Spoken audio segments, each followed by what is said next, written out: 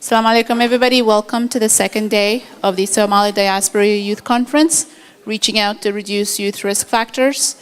So I hope everybody had a chance to network last night and gather our thoughts and kind of think about how we're going to be able to contribute to our society. And for the online community, please be as engaged as you were yesterday. Let us know what questions you have, and we'll be able to answer them. So let's get things started. So our presenters today are going to be Mr. Omar Idris and Mr. Abdinasir Egal, and they're going to talk to us about the Somali refugees in the Dhadaab camp in Kenya. So we'll start with Mr. Idris. He's an advocate for the Dadaab project, which was a project that was started in Boston, in the local Boston area. Omar works at the Children's Hospital Boston as an administrative associate. Planning also, he's a school for a master's in public health and hope. So the Dadaab project is something that we've started in the Boston area to help the youth in Dadaab reach their educational aspirations. So we'll get you guys some information as well as how you can help. So without further ado, Mr. Omar.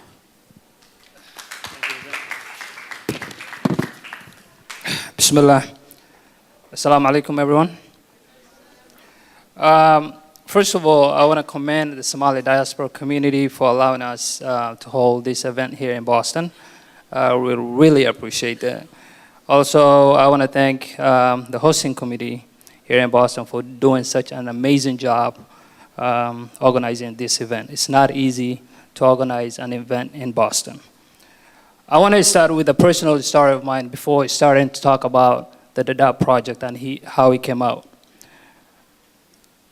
It was June 2008, after I graduated from college, that I decided to go to Kenya to visit my family. And during that time, my only mission was to connect with my family that I haven't seen for about a decade or so. And then, just like everyone else, when I decided to go there, I got a ticket, flew to Kenya, and just start connecting with the family again. After a few days in Nairobi, I've decided to take a trip to northeastern Kenya. Like everyone else again, I took a bus from Nairobi to northeastern Kenya to just visit friends, family, and siblings.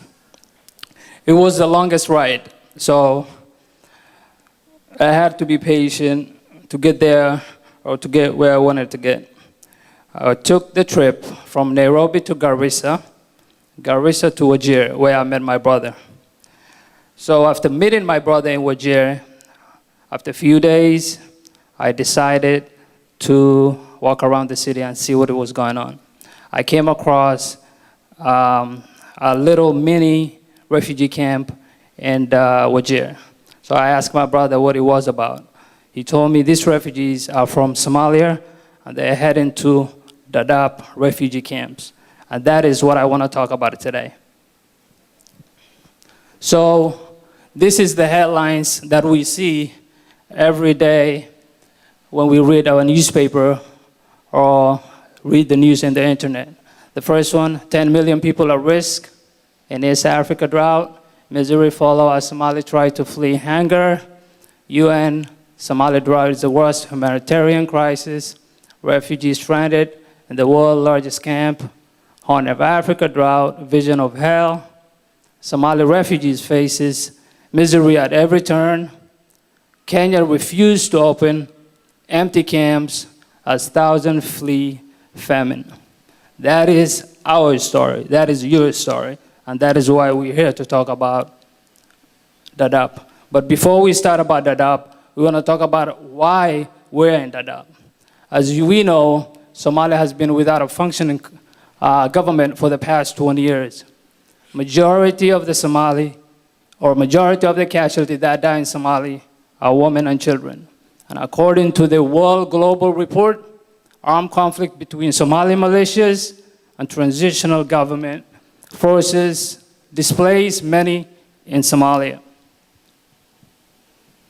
The displaced refugees either stay Somali refugee camps within the country, of course, or flee to neighboring countries like Kenya, Ethiopia, Djibouti, and Tanzania.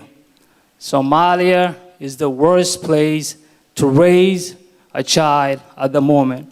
That was the word of Nuruddin Dirir, the former Somali advisor to UNICEF. And today, because of the drought, families are fleeing to refugee camps in neighboring countries. All right, so let's talk about where Dadaab is. Dadaab is located in the northeastern Kenya, about 62 miles Somali-Kenya border, one of the largest concentration of camps in the world according to the UNHCR. Dadaab consists of 3 sub-camps, Dagahle, Ifo, and Hagadere. The camps are designed to house Somali refugees that fled their country due to the civil war when it started about 20 years ago. So Dadaab was built to shelter about 90,000 refugees. As of today, the camp shelters more than 380,000 refugees. And according to the World Food Program Executive Director, Josette, we are seeing an average of 10,000 new arrivals weekly fleeing hunger in Somalia.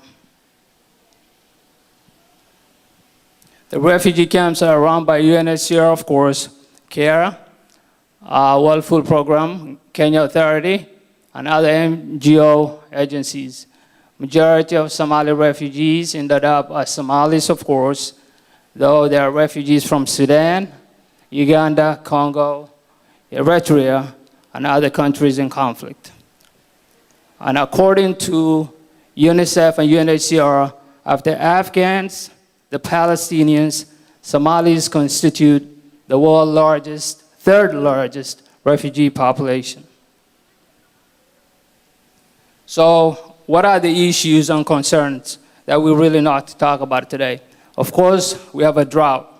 People are fleeing from Somalia because of hunger, food, of lack of medication. And also, when they reach the camp, they are overcrowded. Lack of bad sanitation and health problems, no family community counseling, no support system for vulnerable groups, including women and orphans, and lack of rehabilitation programs for the disabled. So what we have done about a year ago was we came together as a community here in Boston, and we did a needs assessment in the camps. We raised awareness about the condition in the camps. We fundraised money, raised about $6,000 last year, of course. And then during that time, we didn't have the drought, or we didn't have the hunger, or what is going on right now. So what we did is we just want to volunteer and buy books, school necessities such as pen, pencils, textbooks for the student in the camp. The NGO or the UNHCR's concerns are the registration up to 30,000 urban refugees will be delayed. Up to 20% of the refugees will remain undocumented.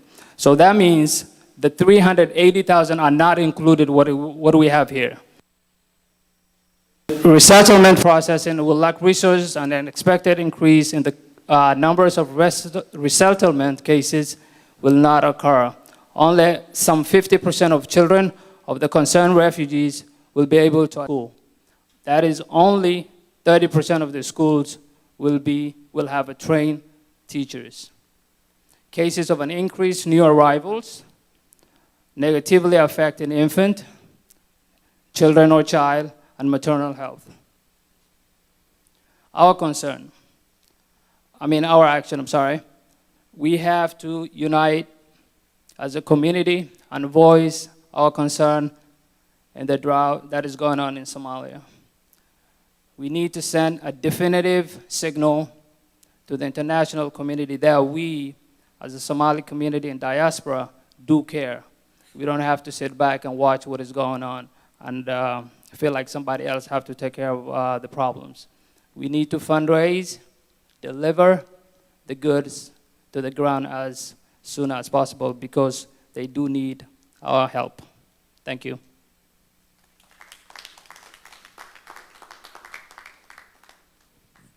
So we'll go on to the next presentation because it's really a two-part presentation, and then we'll take the questions and answers afterwards.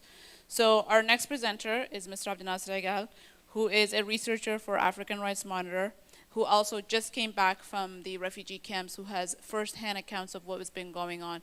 So without further ado, please welcome Mr. Abdinasir. Assalamu alaikum, everybody.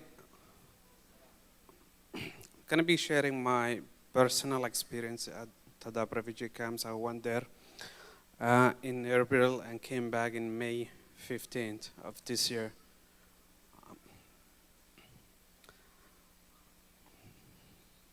On the first day, I tried to go there with an open mind. You know, you hear horrible stories and everything. And I thought people might be exaggerating, so I figured, okay, let's see. This is the first camp I went to, and this is a field office, and literally every day that I went there, new people were coming to that place, new Somalis were accepted, and that was just another family that came that day. And a lot of the times, they don't get accepted right away. They have to wait a month to get accepted or to get rations. And well, and I think more, another Somali, refugees out of the country. And that's way, of welcoming them to the Dadaab. These numbers I got from the Public Relations Office, the Dadaab UNHCR office. They did give me a lot of data, and this is the data between January to May. So you could see the numbers on every week. On the first week of January, there were about 2,994 people that came that day. So if you add them all together, each time it's close to 10,000. And if you add total, it's 38,000. And you could imagine just that's in, less than 5 months. And it's even worse now because of the drought, because of the war. And from what I understand, last couple of months, there are about 50,000 more Somalis that came to the Dhadaab refugee camps. So you could imagine the horrible situation there. There are 3 official camps. There's a 4th one that was supposed to be open, but due to politics, that's not being open right now. And people are essentially living outside the camps, open to the elements, open to the wind, to the sun, to the rain. And I went there at the rainy season, so you can imagine, a little hut made of plastic and wood, and essentially no protection from the elements. And what are the conditions, at the camps? I think the picture covers everything. It's sunny, it's dry, it's dusty. And you could see what the houses are made of. I don't think we could call them houses. And again, it's sunny, it's arid, there's environmental degradation because all the trees have been cut down for firewoods. These are essentially cities, really. I don't think you could call them refugee camps. It's 300,000 and about to be 400,000 right now. Each camp at least has 100,000 or so people.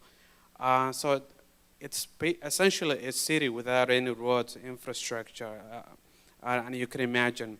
The biggest problem that they have is lack of access to clean water or to water at all. And people have to go long distance to get water or have to depend on others for water. And you can imagine that creates a lot of sanitation problems, which leads to a lot of diseases. People are susceptible, especially children, to cholera and diarrhea. So after 20 years of being in the camps and more people are coming, could we really call them refugees? And that's a question people had to ask themselves. I know we continue referring to them as refugees, but are they really refugees? And this is what some of the people I saw there, some of the things they had to say, about the place and about the state of the refugees there. One of the people I met is Mohammed Suni. He's the country director for the Center of Victims Torture. It's actually a new organization there. What they do is counseling and also therapy. which is very uncommon in the Somali culture. You know, people don't get counseling for the trauma they went through. In the Somali culture, you're either crazy or you're not. You know, there's nothing in between. And that's one of the quotes here, saying they're not really refugees, they're stateless people. I also met a Dahir, a Somali elder from the Somali region of Ethiopia or the Ogaden. And again, Somalis are not being repatriated, resettled, or integrated. They cannot be taken back to their country. They're not going to resettle 300,000, 400,000 people to another, you know, to different part of the world. And certainly the Kenyans don't want to integrate them to the society. And to one of the places I've been to is Dhadaab, and I met more people there. And one of the residents, you know, I think described in a very concise way how life over there is. And he essentially said, we live in a open air prison. We're no longer refugees. We're hostages with no one willing or wanting to rescue us. And that is literally true. They cannot go beyond 20 miles in any direction. They have to be with those 20 miles. And you can imagine the conditions. It's an arid area. It's a very hot area. And there's no opportunities. You know, you cannot go to Nairobi and become part of the Kenyan society. You don't have the resources to go abroad. And obviously, you cannot go back to Somalia. What are some of the issues? Education, health, housing, employment, security, community development. They do say there's you know, kids have opportunity to go to schools, which in theory there is. There are some schools, there are primary schools, but I don't think you could call them schools per se. I think it's just a place to take the kids, so you know they're not out in the streets. But that's not to say some are trying, you know, to get their kids educated. Obviously, they don't have a lot of access to health. There are facilities, but again, they're in dire need. And housing, as you see, they don't really live in houses. These are mud huts. They're susceptible to fire. If one is, you know, if one house catches a fire, it spreads pretty quickly. Unemployment, I think, you could completely just forget about employment. There's really nothing else to say about that. Security is one big problem, especially not so much refugees, you know, robbing or killing refugees, but the Kenyan security forces themselves either rob or intimidate or rape, which is a very common thing that's not reported. The very people they were supposed to protect. And if you go to community development, obviously it encompasses everything that's above it, and also just the realization of, you know, the sense of community, the sense of entitlement to better lives, and that's not there now. So what are the price of being a refugee? Obviously, the breakdown of the family unit. A lot of times, refugees that are there, you know, is a mother with her kids, or sometimes, you know, a father and his two kids. Sometimes the families are separated. You know, few kids are back home. Some kids are in Dadaab. Others are elsewhere. So the Somali family unit have disintegrated. And I think a bit of that could be felt in the diaspora as well. And obviously, there's the child neglect and the lost generation. We're losing at least it's 2 generations right now that don't have access to education, to quality health care, and that you know cannot develop as a normal human being. And then there's human trafficking. You know, the promise of a better life somewhere else, where people pay tons of money to traffickers who would probably not get them where they are. If anything, they'll abuse them on the way, or they'll end up killing them worse. And obviously, with being refugees and extreme poverty, there's always a dark side, and there's an illicit trade. And one of the sad things I found out is there's now a sex trade, there's prostitution going on. not so much in the refugees. I went to Kenya honestly, and it was heartbreaking to see Somali men selling young Somali girls. And it was even more heartbreaking to see the crimes that are committed against Somali women are not reported. It's not part of the bigger picture. You know, it's always, oh, the war in Somalia. But who are the victims of that war? It's usually children and the women that pay the highest price. And again, you have I don't want to call it a very hostile host community, but there's a lot of tension between Somalis from Somalia and the native Somali community in Kenya, who feel they're being invaded, who feel Somalis are getting more resources than they are, who feel Somalis are taking away, Somalis from Somalia are taking away what was, rightfully theirs. And again, there's extreme poverty, literally, and I think that's what sometimes we forget. Somalia is a poor nation, and Somalis are some of the poorest people in the world. We don't like to think ourselves that way, but I think we'll have to accept that reality. And again, there's no protection. There's no protection even from the law. It's one thing to worry about, some random person attacking you for whatever reason, but when it's the police attacking you and the government offers you no protection, you could just imagine, which, nearly fits in with the abuse by law enforcement with impunity. They're not going to get arrested. One of the person I met there told me, actually, on the way there, I met this woman that lives in Ifo camp, and she told me one of the security officers raped a Somali refugee, and this woman, traveled many miles to get there. There's a possibility she might have already been raped several times before she got to the and so you could just imagine, and the very place she came so she could get some rest, a peace of mind, that's what she met with.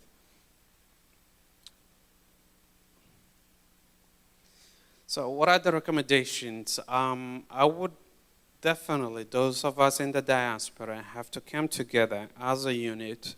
There's a lot of good people that are trying to do something, but they're scattered all over the place.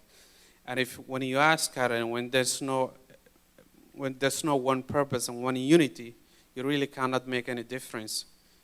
We went there, they saw we were Somalis, they saw we care about it, we care about what's going on, but we were just one, I was just one person. And likely they're not gonna meet another Somali person in a long while. And we lack that. And then there's there's lack of accountability. The UN system, though it's very helpful in a lot of ways, lacks accountability. Millions and millions are given to the UNHCR in the name of the Somalis. Yet, if you look at the camps, it really doesn't reflect the budget. A lot of money goes to overhead costs, but little trickles down to the actual refugees.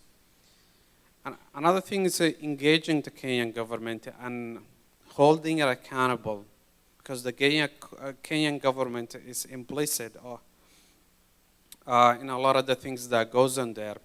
And if you think about the opening of IFA 2, which is, I think, I got the latest news, they finally accept that the IFA 2 will be opened, the next refugee camp.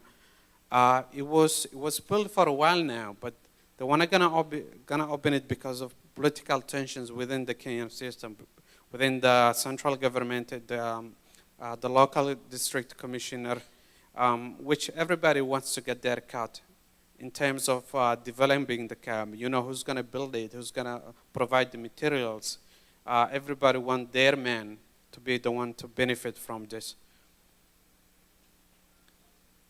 And that's your typical house, or we could call it house, in Dhadhaab, literally. Just imagine for a second, take your time, and if you could be, if you could spend a night there, just one night. And this is where I stayed. And this is just a small part of it, but it's Yeah, I slept well, I'm telling you. That was the, okay, and you could tell I'm not from here. You stand out. And there's a picture after it of this guy. He was looking at me and he saw me. Yeah, that's him. And he looked at me and he was talking to a friend. He was like, you know, he's not definitely from here. So I figured, you know, I looked around and I was like, you know, Abdinasir, you're a little bit healthy. That might be one reason. And then I was like, well, they saw the badge. Maybe that's another reason.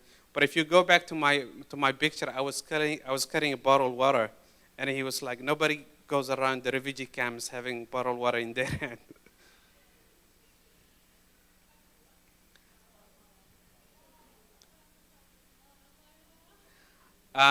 There are initiatives. There are, again, there's some Somalis that are willing and are doing something. But again, we are all over the place. We're not united. There's no one purpose. African Rights Monitor will, inshallah, be taking another mission there to expand on what we found. Another initiative is by several young Somalis, some is based in the States, some is based in the UK, that are actually, they're already in Kenya and they're going there to document the situation in the camps and also going to Somalia. Some of the people with this initiative, Mr. Ahmed Farah, he's a co-founder of Rio Films. Abdisalaam, the founder of Partama and Wargilin, and he'd been there to the camps before. He did a little video on that. Mr. Deq Africa, he's the co-founder of the Somali Youth Agenda and a founder of the website Adunya. The Global Youth Somali Agenda, it's actually a new initiative also in Somalia. And they'll be taking a trip to Dhadaab and inside Somalia. So I would encourage you there on Facebook, I would encourage you to continue checking it and getting updates. And again, I would like you to think deeply, you know, just the situation there. And imagine young kids living in those houses or not having access, you know, to quality health care, to water, or just, you know, to basic things that we take for granted. Thank you.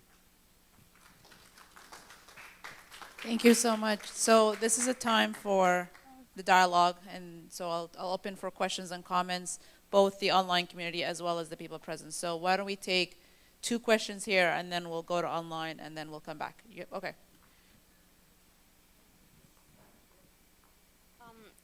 I don't know if you mentioned this before, but did you guys actually went in as a organization, did you bring volunteers there so that they can give back as a work in the refugees, try to talk to law enforcement about the way they treat all the refugees? Did you take stand on all that, do you think? Either one of you, Soin? And then we'll take another question, yeah. We'll take 2 questions and then you guys can answer it. Basically, it's a follow-up question. And I lived in Kenya for 6 years, and I know the Kenyan system very well. How realistic are you guys in engaging the Kenyan government to honor the international code of conduct?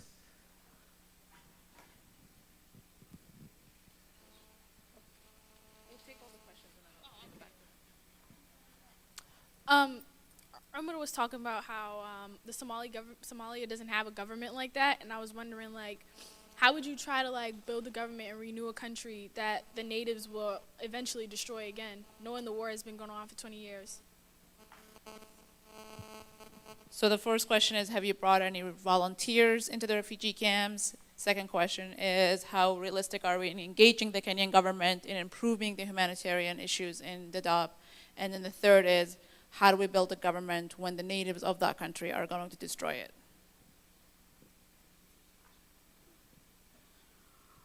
I think, well, this was our first trip, so I don't think we were in a position to actually see. It was really an assessment. We went there to assess the situation, and we're gonna go back. And also our mission we're a human rights organization. We don't offer services, but we are there to report, document. But we will eventually branch out into other things, offering services to refugees there, and obviously getting volunteers from abroad, especially Somali volunteers, Somali kids, to see what's happening to their, to their fellow Somali youth in Africa, in Dhadaab. So this was the initial trip there, an assessment trip, and just to see how the conditions are there.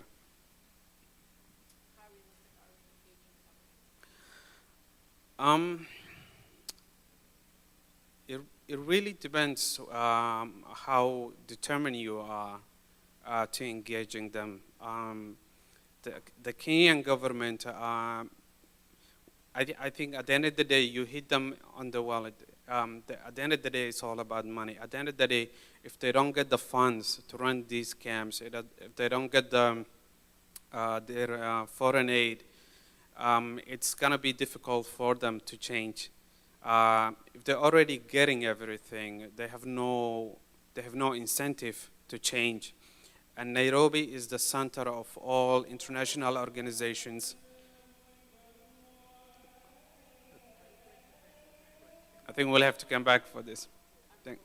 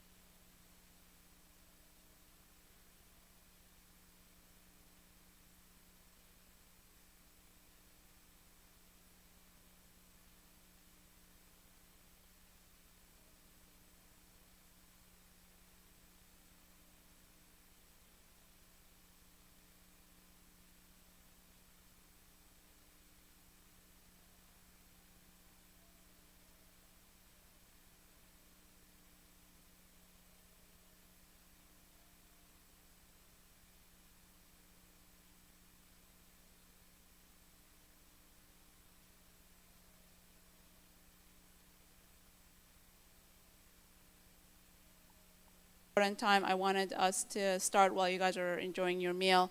So we finished off just before the Salat talking to Omar and Abdinasir regarding the dire situation in the refugee camps in Dadaab. So we had a few great questions from the audience that are present. So I'll go to Fatima to the questions online, if any online audience had any questions. There were no online audience questions. So again, to the young youth that are here, do you guys have any more questions? Yes. What was the native, right? The native? It was for Emma, and it was native.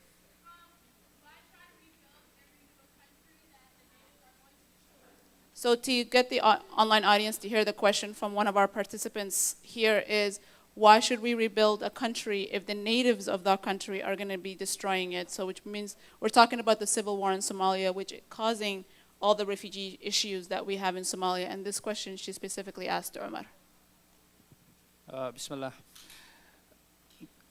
I'm going to rephrase that question, and then we can go from there to answer the question.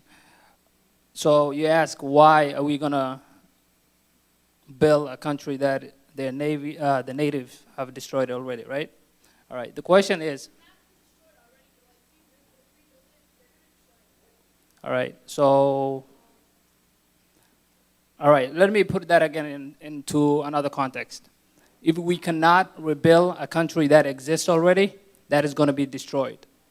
That is going to be out of the map, all right? So it is better to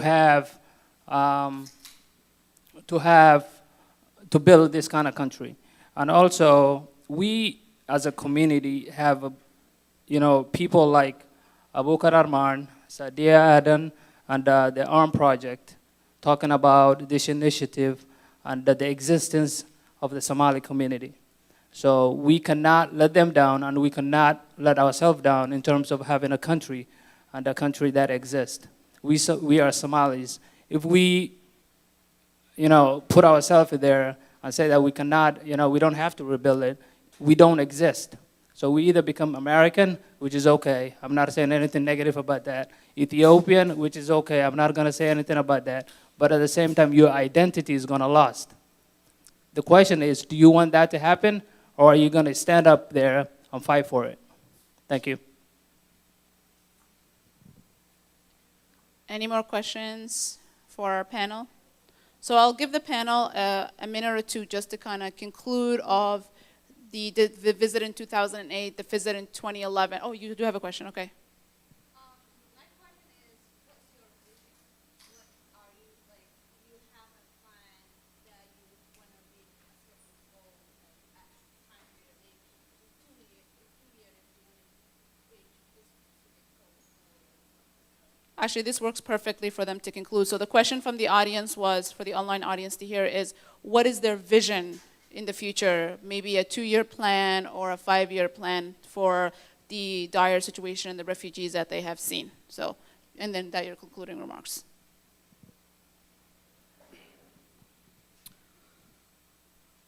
I think it's going to be a twofold plan or solution.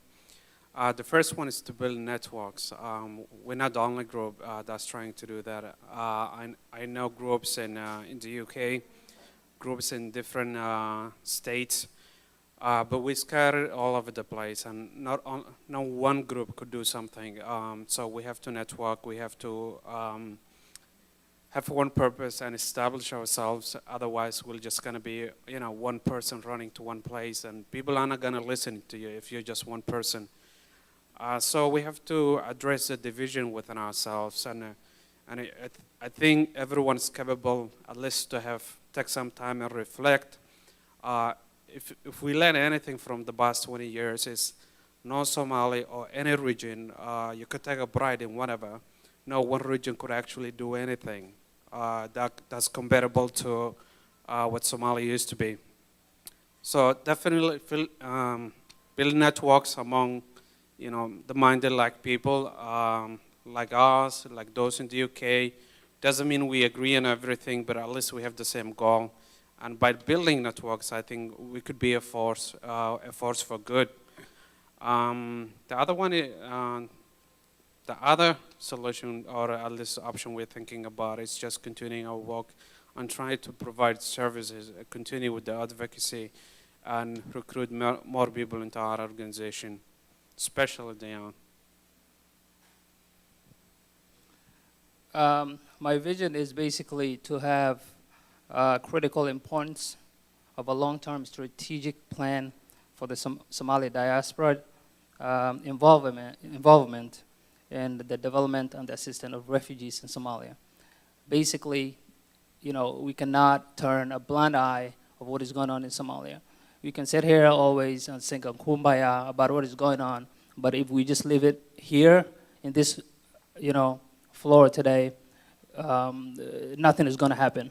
So we have to be part of the world involvement, and so the world can know what is going on, and that we, as I say earlier, know that we do care about what is going on in Somalia, though we are away from in Somalia or surrounding countries. Thank you. I just want to go back to a question. Forgot what her name is. To her question. I think we have to be really careful when we say Somalis are going to destroy their country if they rebuild. We need to be careful about stereotypes. Obviously, Somalis are capable of doing good things. They have done that in the 60s and were able to obtain independence. There are a lot of good people that are hardworking, that are doing things in Somalia. You don't hear about them because you only warlords. They're the ones that catch the headlines, the piracy, terrorism. So don't be fooled by headlines. And again, I would also like to say, when you speak about Somalis, don't speak it in the third person. You are a Somali. Because when people talk about each other, they say Somalis, Somalis. And I always wonder, I need to find this elusive Somali. You know, he's done so much damage, but we don't say I. You gotta say I because you are part of it. You're part of the problem, you're part of the solution. So we ought to be careful about how we characterize and how we use the language. It's up to you. Do you want to build or do you want to destroy? You got to make a personal decision right there.